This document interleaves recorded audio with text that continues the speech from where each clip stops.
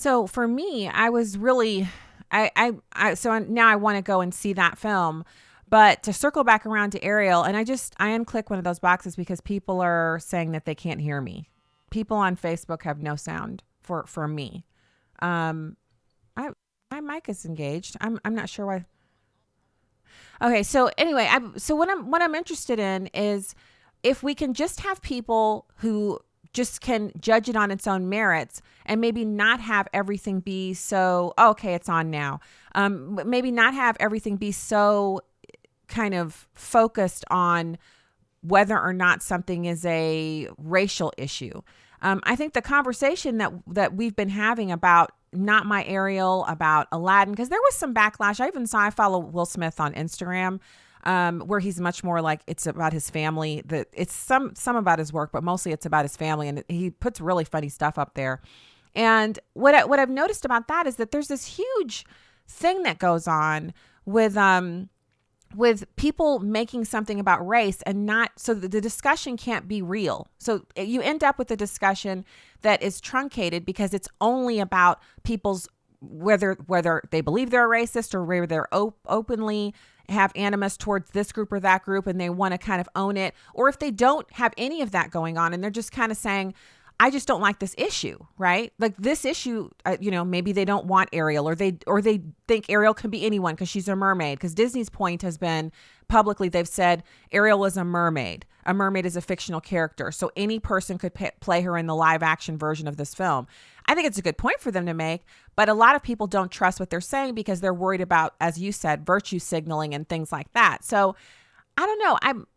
I am more interested in, like if we could just have a discussion that was really centered around do people want to see more stories? That's kind of I come from a place where I feel like they're not making enough new stories. They're not combing the ground and looking online and going to fan fiction sites and looking for people who write interesting stories to find those authors to bring new stories to life so we can have, instead of having every story we've ever already had remade with a Black person or an Asian person or whatever, why not have new stories where yeah.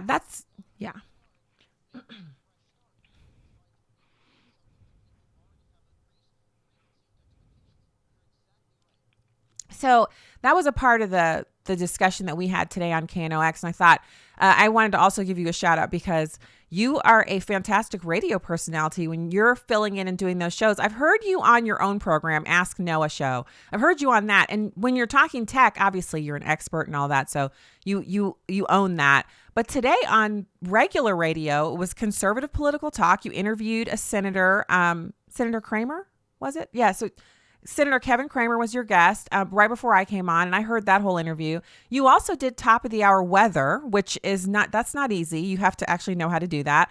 So I want to give you some kudos. I thought it was a great show. I got to listen to just that 1 hour, and it was interesting to listen to. It was fast paced, which is kind of key.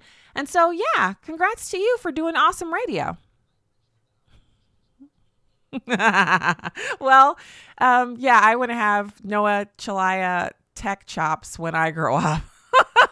How will I be when I get there? Probably never. But okay, well, I wanted to cover that and kind of touch on that because it's actually fun to get to talk to a producer. I wasn't able to because of the way things were set up in the studio when I was at my last working job for radio. I couldn't talk to the producer, but I can talk to you. So I thought we would have that chat here on air. It was actually, I thought, a fun chat earlier today. It's even more fun now because I hope that some people who are watching or listening on the podcast that they will consider going to see Aladdin, the live action one, and then be open to the possibility that the Ariel movie could be the next Little Mermaid live action. It could actually be well done. We don't know. We don't know if it's going to be well done. They just have announced that she's going to do it. So we'll see how it turns out. Okay, so I want to pivot over to our encouragement. And I have something good for you guys today. I hope it's good every day, but today I think this one's one of those ones where I'm going to say the word and then you might have a fight or flight response because it's about forgiveness. Okay, there, I said it. Our encouragement for today is Colossians 3:13, and I'm using the New Living Translation. It says, make allowance for each other's faults and forgive anyone who offends you. Remember, the Lord forgave you, so you must forgive others. Now, I want to tell you something. This is something I've had a problem with in the past. And I would always say that. But what I've learned recently and over time, because it's a journey, is that forgiveness is a heart matter. And when I call it hard, recently and over time, because it's a journey, is that forgiveness is a heart matter. And when I call it hard, difficult, or impossible, I actually hamper my own success in this area. And I have to be successful in this area because it's a matter of obedience, and also because God calls us to forgive because he forgives us. And if we don't forgive people who offend us, he won't forgive us. That's in the Bible. Scary, right? So it's not hard, difficult, or impossible for us. We have to change the way we think about it. God also says that it's not hard, impossible, or difficult for us because it's not our task alone. We're called to choose to forgive. We look at it as something that we're doing in our own strength, but the reality of the situation is it's not our job to do the actual forgiving, like the hard work of it. It's our job to choose to forgive and then see what God will do. And God will actually come in and enable you to forgive if you choose to forgive. So it's a hand in hand, arm in arm. You can't do it without God, right? So God is ready and willing to do this for us, but we have to make the decision to follow him and obey him. We have to say, instead of saying, forgiving is hard, forgiving is difficult, look what she did to me, look what he did to me, they don't deserve to be forgiven, we say, I don't want to forgive that person, but I choose to forgive them because I want to obey you, Lord. Can you help me get this done? And then that's when he steps in. He makes it possible for us to forgive outside of our own strength because, let's face it, we don't have any, right? So I want to take it one step forward. And that is because we might have some latency on Facebook. So I hope that if you're experiencing latency, you can go to stacyontheright.com. If let's say there's something, let's say there's someone, you're forgiving them, but you're still connected on social media or something like that. Maybe you're connected in a way that you want to kind of let it go and you can't because as you're walking it out, that social media connection is a hindrance to you. Cut it off. Cut it. Just sever the social media connection. I know some people get really offended when they get unfriended on Facebook and stuff like that, but that's not really your concern. Your concern is that you want to be able to walk forward in forgiveness, and sometimes leaving that channel open can prevent you from doing that. So look, this isn't about shutting people down on Facebook. I don't want you to get confused there, but I'm using that as an example of how sometimes you need to step out and away and just to get yourself in a place where you can hear from the Lord and know that I know I'm doing the right thing. I'm obeying. I'm obedient. I want to be obedient and shutting. And maybe it's not unfriending. Maybe it's one of those ones where you hide it for a while because, Facebook will let you do that. On Twitter, it's so easy. Just unfollow, and then you can always follow later if you want to. And if it's a kind of a personal interaction, you can limit those too. It doesn't mean you're cutting the person off, and it doesn't mean you haven't forgiven. It means you're protecting yourself so that you can walk forward in obedience. It's doable, and God calls us to do it. Therefore, we must do it. And that's why I wanted to encourage you in this area today.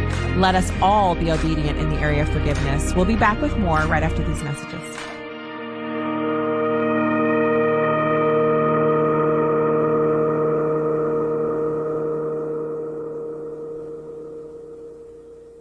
When is the best time to talk to your family about staying in touch during a disaster? When floodwaters reach your door?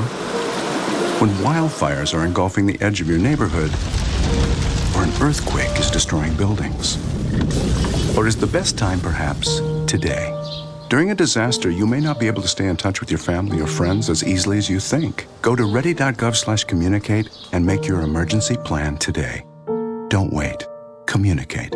Brought to you by FEMA and the Ad Council. Jill, why don't you tell the class what you did this weekend? Well, my dad and I went in search of some magical minnows and found a zillion of them in the stream from our lookout rock. Then my sister and I escaped from an evil slug king and went back to my super twig fort for safety. Then we told stories till it got dark, and the Big Dipper led us all the way home. Where were you, Jill? We went to the forest. It's not that far away. Ask your parents to take you and your friends to the forest this week. It's closer than you think. Check out discovertheforest.org. Brought to you by the U.S. Forest Service Service and the Ad Council. Hey everybody, Rachel Ray here. Nothing brings a bigger smile to my face than cooking up a big meal for the whole family and lots of friends. But there's not enough room at my table for the 17 million kids in our country who struggle with hunger. That's why the Feeding America nationwide network of food banks collects surplus food to give hope to hungry kids. But they can't do it without your help.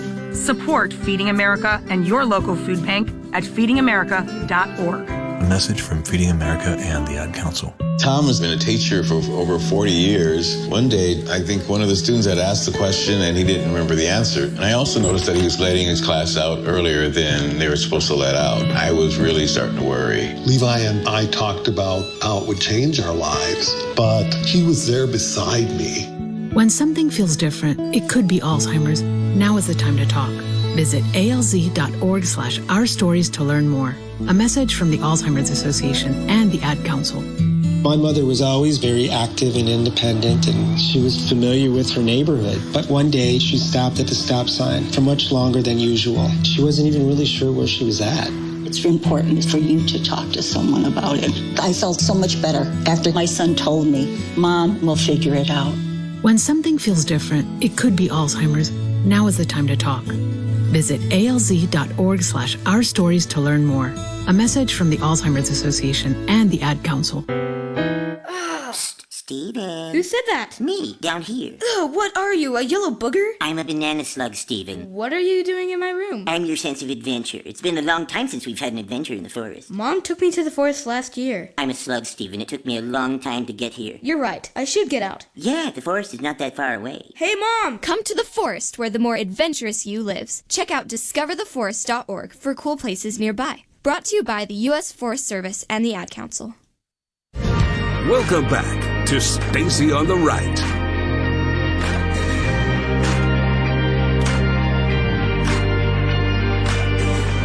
Welcome. Thank you so much for being here today. If you enjoy the program, consider supporting us and becoming a patron over at patreon.com/Stacy on the Right.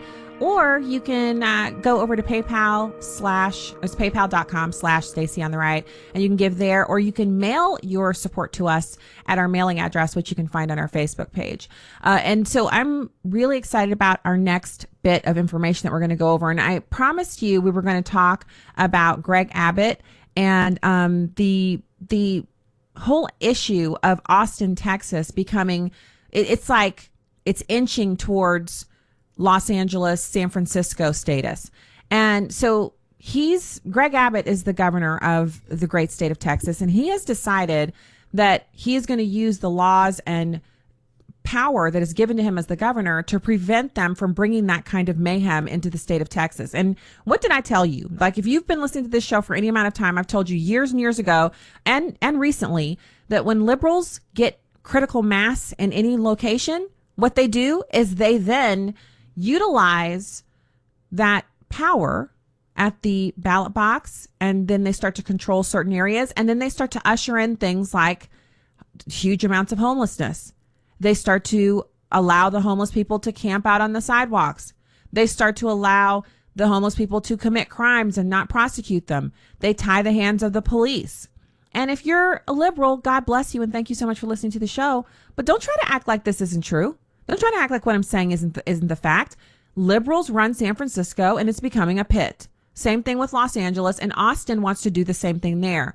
So you notice the shocking amounts of homeless people camped out in the streets in those cities in California, but Austin has never been that way until now.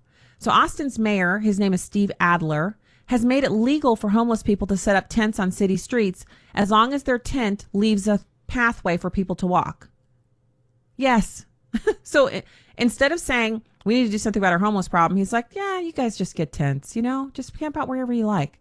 That's the kind of dereliction of duty that you get when you elect liberals. I'm allowed to say whatever I want because it's my show. So in an interview, Adler said to media that he doesn't think that this will cause problems like it does in Los Angeles or San Francisco, but Austin residents have raised concerns, especially women, about their safety. So Austin, Texas moves to abolish city ordinances that forbid camping on city streets. And this is a Cali conservative. She's tweeting out, don't let Texas make the same mistakes California made Every area that has removed bans against camping on city streets has been flooded with waves of homeless people. I beg you all to oppose this. Now, Texas Governor Greg Abbott has swooped in. He says back in June, he warned Austin, Texas, if you go through with this, I'll be forced to bring the power of Texas down on your city. Quote from him, if Austin or any other Texas city permits camping on city streets, it will be yet another local ordinance the state of Texas will override. At some point, cities must start putting public safety and common sense first. I love it. So fast forward to July, the ordinance was passed and is already making major problems for people who want to walk the streets of Austin. Now, Abbott isn't happy, and he took to Twitter once again to show people what kinds of dangers these policies bring on. Here he is tweeting. He says, look at this insanity caused by Austin's reckless homeless policy. All state-imposed solutions are on the table, including eliminating local sovereign immunity for damages and injuries like this caused by a city's homeless policy. He says the horror stories are piling up. Now, one of the things that Mayor Adler has alleged is that he's trying to address homelessness and that Governor Abbott is lying and scaring people. I think it's really sad that the mayor of Austin seems more concerned about keeping homeless people on the streets there than he does about the safety of residents and taxpayers who they deserve protection. The issue needs to be addressed. I'm not trying to paper over the fact that they have a homeless problem, but what's the root of that? Why do they have an exploding homeless problem that they didn't have when Republicans were in charge? Probably rent control, probably environmentalism run amok where you can't make new housing there. You can't have new apartments, increases in the cost of living there through gentrification because of, they have these little special rules and ordinances that they enact in cities when liberals take over, and then they're shocked when no one can afford to live there, and then people become homeless. So a lot of people who are residents of Austin tweeted out images, really disgusting images. What about this? This is what you wanted more of. Also, South Austin. And that's from a lady who runs a business there called Ann's Kitchen. And she's tweeting out an image of, it's basically a tarp, a bunch of garbage just piled up underneath a bridge. Also South Austin is what she says. So, again, there's no reason why they shouldn't address the issues that are going on with the homeless people there. There's also no reason why they should enact policies that would make it possible for more people to be harmed by what they're doing. And there's just image after image after image of people and the resulting kind of mayhem that's caused by just unfettered homelessness and people not being responsible in government leadership there. So now I want to get over to, I was talking a little bit about the title of the show, If They Won't Listen to Your Words, Convince Them with Your Winning. So this is a quote from Serena Williams, and she was interviewed for a kind of a lengthy piece by an author. She's actually a columnist, and they were talking about this. Last year she lost the Grand Slam to this young up and coming tennis player, a really young tennis player, and Serena Williams also had there were some calls that she disagreed with by the referee. There was just a bunch of stuff going on in that game. And she lost her temper. And then she was angry because she said when men in tennis lose their temper, they're passionate and they're powerful. And when women lose their tempers, they're aggressive and they're threatening and they're unprofessional. And she was really railing against the mischaracterization of her actions that day. But she also said that in the moment when she was standing up for herself, she also didn't take into consideration that this was the Grand Slam win of this young tennis player, and that she almost felt as if she'd robbed her. And so, she sent an apology to the player that she was playing against. I'm going to get her name for you here real quick. And the girl responded back and said, never stop advocating. You made room in this space for so many other people. And she even wrote a first person essay in the August issue of Harper's Bazaar, which will be on newsstands July 23rd, talking about pushing back against injustice, trying to change the world for her daughter, and the controversial U.S. Open match last year against the young tennis player. Her name is Naomi Osaka. So she said in the end, her opponent simply played better than she did that day and ended up winning her first Grand Slam title. And she couldn't have been happier for her. And she says the debacle around the calls from the ref and all of that ruined something that should have been amazing and historic. The game was taken away from her, she feels, but it was also a defining triumphant moment was taken from another player. And she says she was heartbroken over it. But then she goes on and she talks about what you do when you lose. And I thought this was really, really great because she is an epic athlete. Her accomplishments are, she's historic. You could even call her incomparable. The amount of winning she's done in the sport of tennis is nearly unrivaled. And so she says, I felt defeated and disrespected by a sport that I love, one that I had dedicated my life to and that my family truly changed, not because we were welcome, but because we wouldn't stop winning.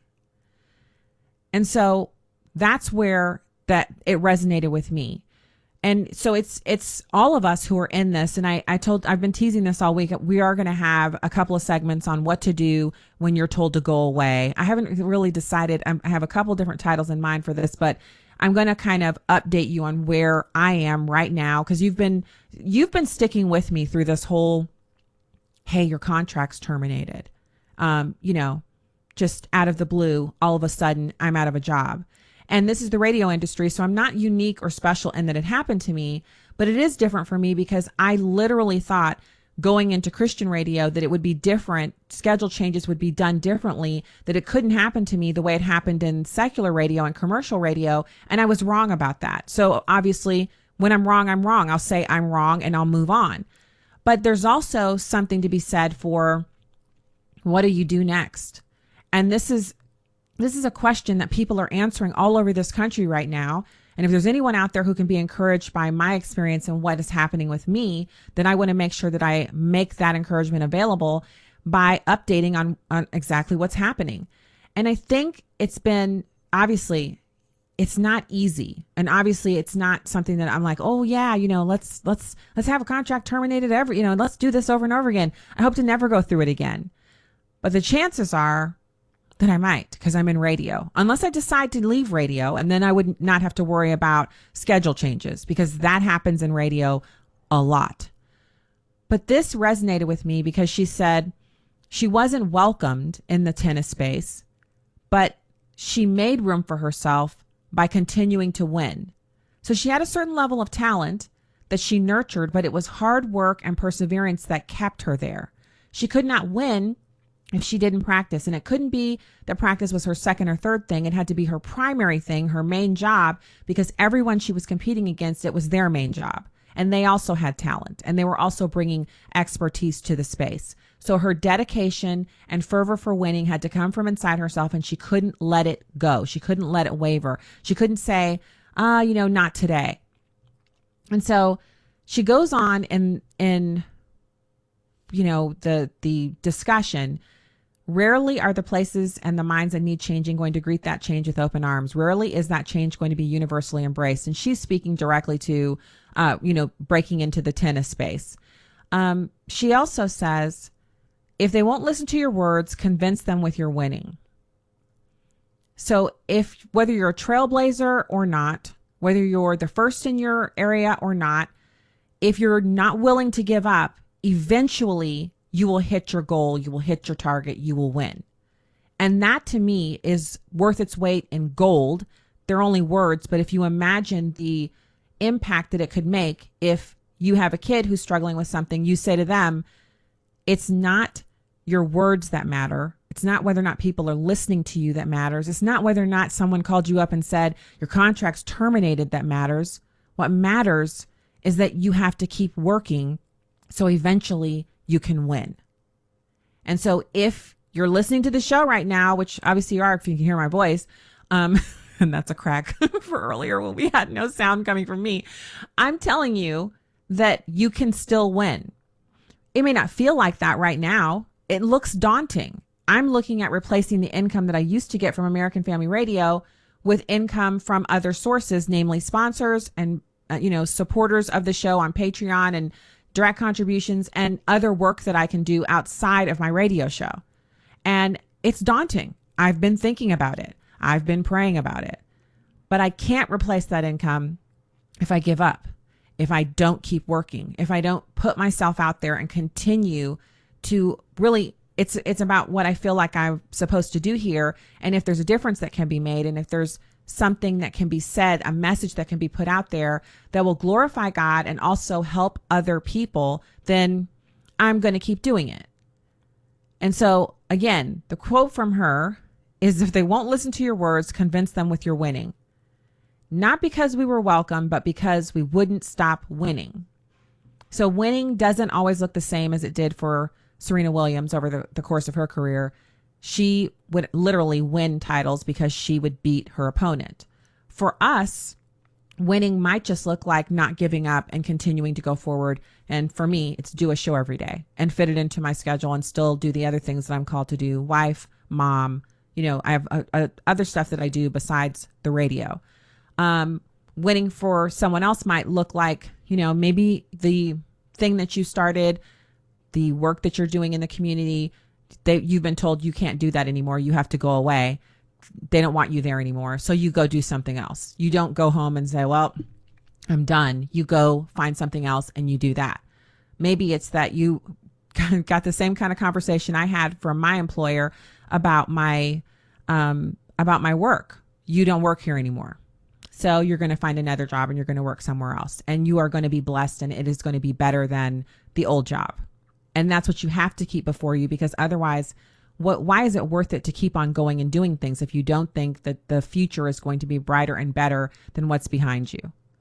So when you hear the kind of little voice, it's something that just pops in when you're cooking or cleaning, or you're just kind of doing something that doesn't require all of your mental space, and you're hearing, yeah, there's nothing ahead for you. That's it. You're done.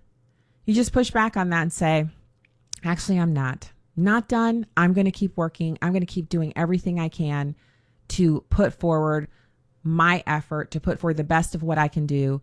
And eventually this too shall pass. So that was, I thought, so fantastic. It's an op-ed over at the Chicago Tribune, which I kind of felt like, do I want to link to the Chicago Tribune? I mean, come on, let's keep it real. The lefties over there. But I will add it to the show's episode links. So if you want to click through and read it, you can. But I gave you the gist of it. And then, obviously there's more than one kind of winning. So keep that in mind and don't give up. All right. I want to also talk about, there were a couple different things. I want to talk about, well, there's more than a couple things. I think I might have more things to talk about than the actual show will permit. We're going to get to Nancy Pelosi. I wanted to get to this story really quickly. This girl in Jacksonville took a tongue depressor they were waiting in the doctor's office to see her primary care physician. They were waiting for a long time. The mom got mad and started playing around with her hand, her dirty old nasty unsanitized hand, in the tongue depressor jar. The daughter picked one out, licked it, and put it back in. The mom filmed the whole thing and put it on her Snapchat. Someone else, who was her Snapchat friend, actually took a video of it. She actually watched it on Snapchat before it disappeared and had her friend record it, and now they're getting death threats and they're all shocked that people are upset with them. The point here is we got a moral deficiency in this country if people think that's something worthy of putting up online and it's somebody's mom. All right, we'll have more for you when we get back. Stay right there.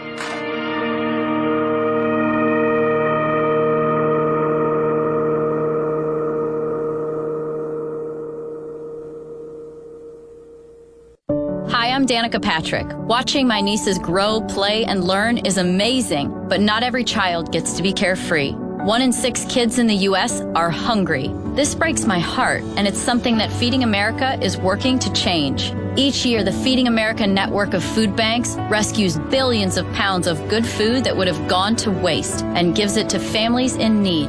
To help, visit feedingamerica.org. Brought to you by Feeding America and the Ad Council. Hi, we're the Goo Goo Dolls. We're fortunate that our daughters have what they need to grow and learn. But that isn't the case for nearly 13 million kids in the U.S. that struggle with hunger. Childhood hunger is a heartbreaking reality that Feeding America is working to change. Each year, the Feeding America network of food banks rescues billions of pounds of good food that would have gone to waste and provides it to families and children in need. You can help kids in need in your community by visiting feedingamerica.org.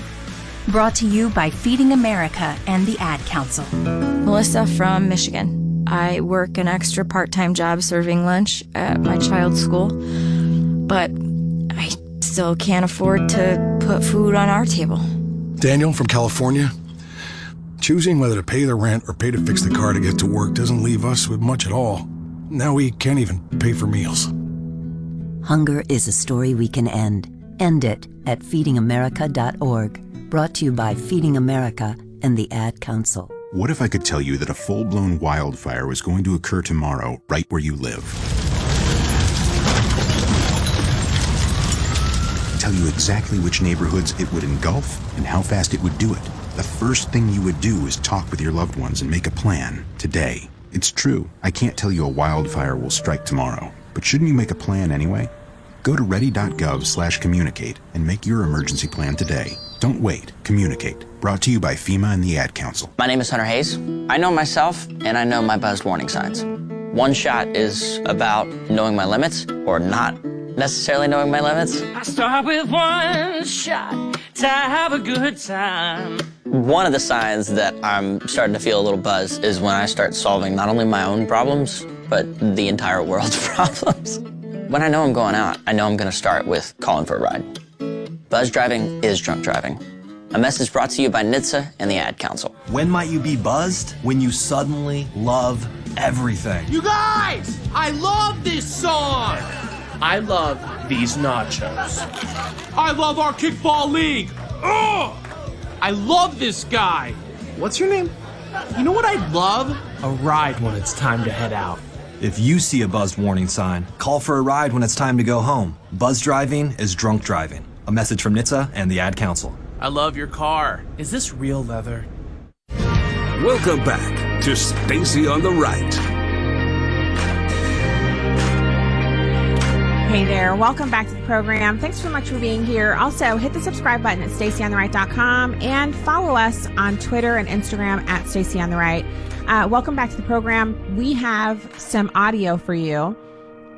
I first want to listen to the chair of the Federal Reserve. He's talking here about the wealth gap. And what's annoying about the wealth gap conversation, if you watch CNN or MSNBC, is that they always frame it as something that's the fault of people who've made it.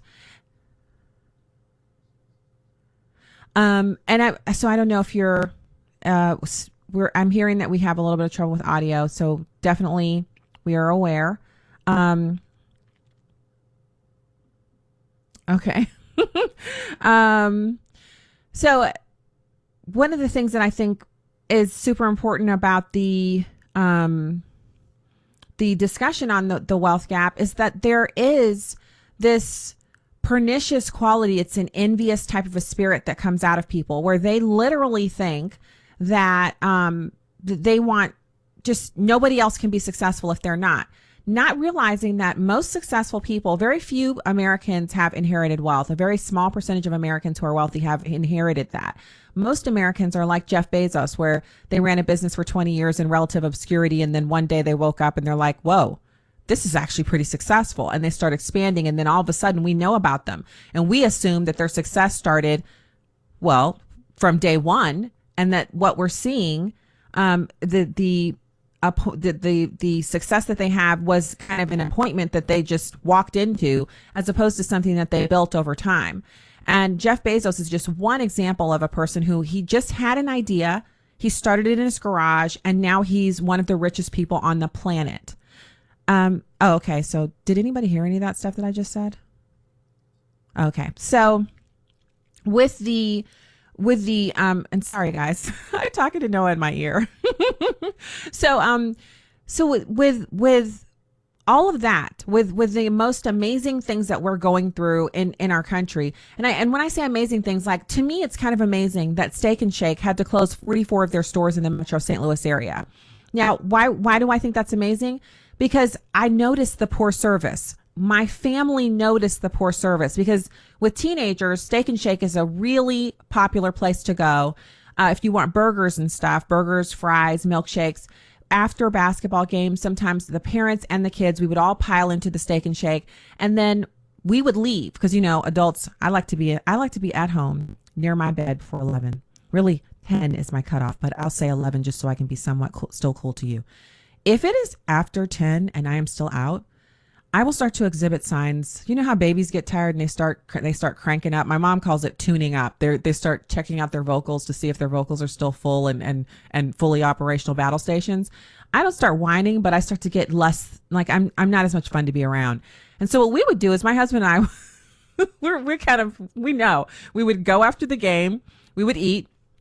And then when people start looking around like, I don't have anything else to talk about, my husband and I would just kind of look at each other, and we have the look. We've been married a while. We have the look, and we just nod. We pay for our check or gather up our receipt, go pay at the front, and we're out. And the kids will drive themselves home because they would have the oldest. She would have her car, and so that's our experience with Steak and Shake here in the local area. It never occurred to me that Steak and Shake had one. Just like maybe 10 of their stores were individually owned as franchises, and the rest were all owned by Steak and Shake. So the management at those stores was horrendous, and we started to notice the quality of service going downhill. So we stopped going after games. We actually would go at some other point, right? We would go somewhere else. But then all of a sudden they made this announcement that they were closing the stores, and that they're looking for people to come in kind of under the Chick-fil-A model. If you have $10,000, you can own a Steak and Shake. You literally can be a franchisee, just 10 grand. That's all. And that's a really low threshold. Most franchises charge much more.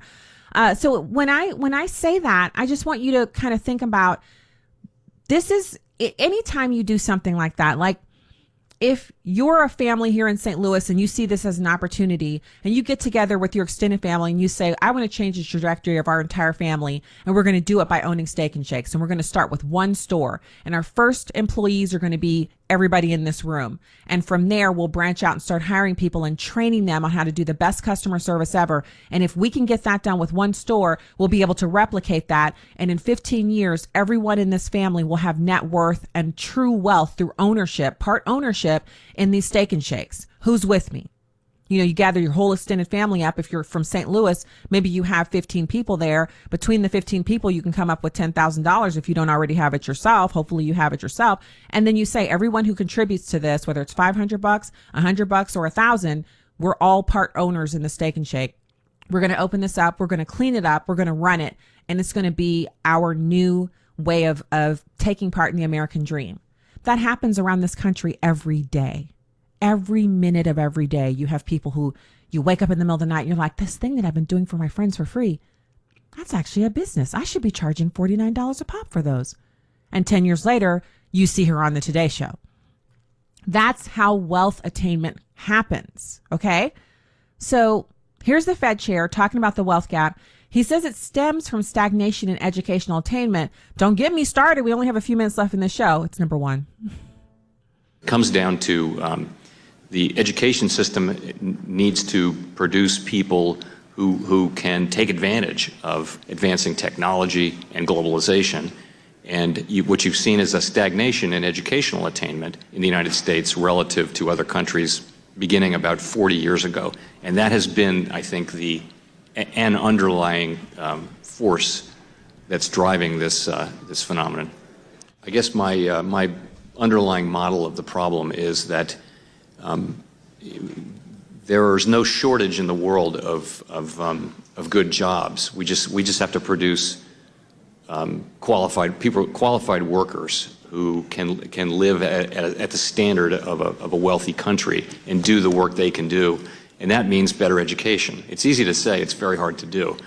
But we need workers who can compete with the other advanced economies for the good jobs. It's manufacturing jobs. It's a lot of service economy jobs, and it's not easy to do. Fixing the educational system and improving it is a very challenging thing. I've spent no small amount of time on that earlier in my life.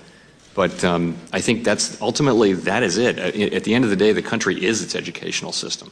And the people who are in the country, they're a product of that system, and we need to get ours producing people who can compete in the global economy, and I think that's at the bottom of the pile. That's the important driver. So he is saying something that's so important here, but I have to put a pin in what he said and just come at this from the perspective of, wife, mom, erstwhile. I used to be a really huge complainer, and I'm not so much anymore, but I can have that little spirit creep up on me and I can get into it. And usually what I find is when I get to complaining is because I feel out of control. And sometimes my feeling of being out of control is because I haven't sat back and examined the situation and said, well, what do I actually own in this? And then start working on what I own. And I want you to be just crystal clear on this, because sometimes we deceive ourselves. We make ourselves think, well, you know what? I can blame that person over there. That person does have too much. They didn't come by that the way that, they don't deserve it. The fact is, a lot of what we see in the wealth gap can be traced back to broken families. So if you are a single parent, I am not criticizing you. I am not blaming you for your spouse that left you, or a spouse that passed away, or someone who they were supposed to be there for you and they're not there anymore. They've walked away. But I'm talking about this prevalence that we have in our society right now, where people literally think, you know what, I can have a baby on my own. Call it the Murphy-Brown syndrome. The breakdown of the American family is the reason why we see such huge wealth gaps. When we had more intact two-parent households, we had less of this malaise. It's terrible. It's awful. It's really it's depressing, and it's hurting kids, and it's destroying our economic prospects. So it's that. It's also, people don't want to take responsibility. If your child plays more basketball, more time spending basketball than they spend studying during the week, if your kid is allowed to watch TV during the week, I know it sounds radical, but it works. Turning the TV off during the week, during the school year, is one of the ways that our kids were able to move from being just, you're doing okay in school, to really being advanced in the areas where they had natural gifts, and being proficient in areas where some of their classmates were struggling. But what we knew is, like clockworks, we could hear the basketball bouncing. When at our old house where we used to live, one of our neighbors, their kid used to play basketball every night, 3 or 4 hours a night. The sun would go down and he would still be out there playing basketball. Meanwhile, our kids had a set, and this is not because our kids are perfect. My kids have struggles. They are not perfect. But if there's one thing I know they knew, they had a routine. You get off the bus, or mommy picks you up. We get home. You have snack. You have about 20 minutes to kind of blow off some steam. You could go outside and swing on a little swing set or whatever you want to do, play with the dog. And then you have to sit down and you have to do your homework. And if you come home and I look in your backpack and there's no homework in your homework folder, then we'll just do some exercises, some math drills, and then every night you had 20 minutes of quiet reading. Why? Because I found that they felt comforted by knowing what their routine was. And then when they got that done, there was no asking, can I go play, or can I? No, you're done with all your stuff. Go do whatever you want to do. Dump the Legos out, have as much, get your little paint pots out, paint on the coffee table, on your, draw whatever you want to do, dragons, fairies, Lego figures, whatever. You are free to do whatever you want once you have satisfied that your homework is done and you have done your, exercises for math or for whatever area we were working on, and you've read for 20 minutes. This all took about an hour in grammar school. But it prepared them for the rigors of middle school, where they would have 2 or 3 hours of homework a night. And in high school, our oldest would have 5 or 6 hours of homework a night because she was going to a classical education facility. And it was so rigorous. It was crazy. She took Latin for 4 years. She took Greek for 2 years. And our son and the younger daughter were there too, but she was obviously the oldest. She was at the higher level of what was going on, the leading edge of the curve, if you will. And she was not, like, I would come in and say, are you still doing homework? Maybe you should leave some of that for tomorrow. She's like, Mom, I got to finish these things. I'm finishing this up.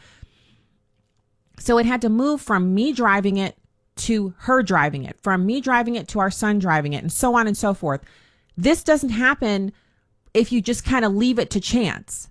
And so it also doesn't happen if you're the mom and the dad, or if you're the dad and the mom.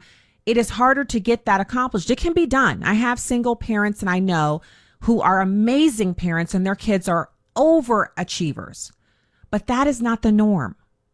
It is actually so much easier to have someone that you can bounce ideas off of, or worse comes to worse, when the kids are like, I don't feel like doing so-and-so. And well, when your dad gets home, I'm just going to tell him you said you don't feel like doing so-and-so. The little eyebrows go up like, well, I don't want to be looking at him. So I'm going to go ahead and do it. The other thing that happened with us cutting the TV off was they really would find something else to do. They would play with each other. They would play with a friend. And when they started doing sports, there was no hesitancy like, well, I don't want to miss my shows. They didn't know what was on during the week. And at the time we were cable subscribers and we had a DVR. So we would DVR their shows and they would watch them on the weekend. But the point is, TV is not important. Kids should not be tied to programs that they're watching so that they won't go do something else that's beneficial to them.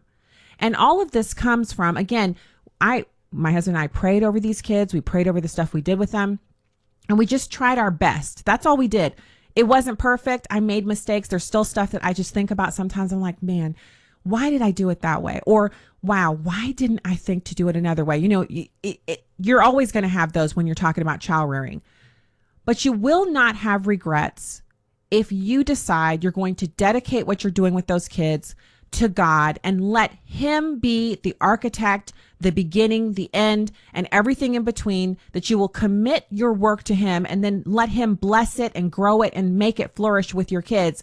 Because as much as I hated to say it for the very first time I ever said it, the truth is, as much as I call those kids mine and I had them, they started out in my tummy, which I like to point out to them, and they get so annoyed with me when I do that, but it's one of my favorite things. Is to point that out in opportune times, that they were all once inside my stomach. They don't enjoy that. Anyway, as much as I know that and that was true, the Bible says that God gives children to us to steward, and that they are ours for a time, but truly they are His the whole time. And that the control that we feel like we have over them and exert over them is a temporary measure. They are arrows in the quiver that we are supposed to release to attain their mark for the high calling of Christ Jesus. If you want to talk about wealth distribution, how about talking about the only wealth that matters, which is